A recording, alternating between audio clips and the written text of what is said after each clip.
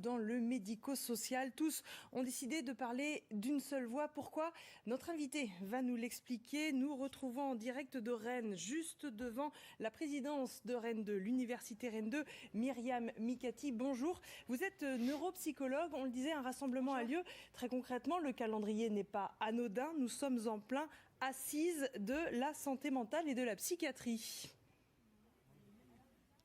Oui, tout à fait. Nous avons déjà manifesté le 10 juin dernier, puisque le métier de psychologue est attaqué depuis quelque temps de toutes parts par des expérimentations de remboursement des psychologues, mais également avec une proposition de loi pour créer un ordre des psychologues. Donc à force d'accumulation de ce qu'on appelle des attaques de notre statut de psychologue qui est régi par une loi, la loi 85. Nous sommes en colère et on a envie de le clamer aujourd'hui, le 10 juin, et aujourd'hui aussi en miroir avec les assises de la santé mentale et de la psychiatrie. Assises dont on attend le rapport, mais évidemment ça commence à fuiter. On parle notamment d'une plateforme, ce que vous commencez à dénoncer.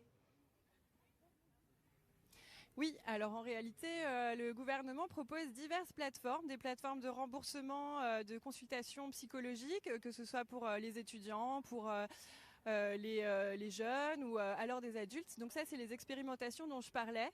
Le souci, c'est que c'est souvent une personne qui va réorienter vers un psychologue qui doit être inscrit sur une liste s'il a les critères pour être inscrit sur cette liste-là. Ça nous empêche d'avoir un libre accès au psychologue de son choix. Nous ne sommes pas paramédicaux, et c'est-à-dire qu'on revendique le fait que quand même nous venons d'une faculté de sciences humaines et sociales. On a une formation qui est à la fois biologique, psychologique et sociale.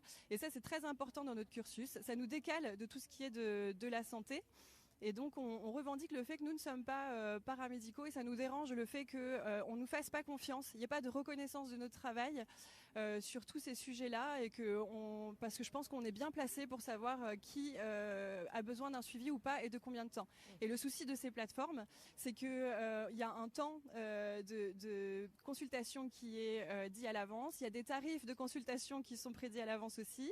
Et le psychologue ne peut pas faire ce travail de cette manière-là. Un patient peut avoir besoin de plus de temps ou de moins de temps. Une thérapie, ça peut durer plus de 30 minutes, une consultation. D'ailleurs, c'est souvent le cas où parfois les consultations peuvent être plus courtes. C'est à chacun de voir comment ça se passe avec son patient, et on ne peut pas normaliser comme ça les consultations comme ils sont en train de nous le proposer, comme si nous étions des techniciens du cerveau. Merci beaucoup Myriam Mikati, reportage complet à découvrir dans notre journal.